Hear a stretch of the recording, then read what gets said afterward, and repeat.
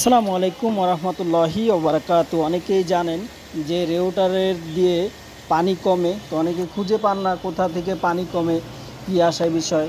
তো আজকে নিউ একটা ভিডিও দিচ্ছি যে কি কারণে রেউটার দিয়ে পানি কমে, কি কারণগুলোই আপনাদের সাথে তুলে ধরতেছি। রেউটার দিয়ে পানি কমার প্রথম কারণত হলো রেউটারের ক্যাপ যদি খারাপ থাকে, এটার জন্য পানি কমবে। তো দ্বিতীয় কারণ হলো ক্যাপের গোড়ায় যদি কোনো প্রবলেম হয় রেউটারের।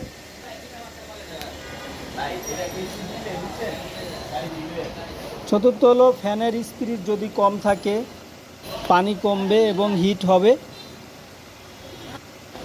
আর যদি কোনো পাইপ দিয়ে পানি টানি পড়ে ওই ক্ষেত্রে।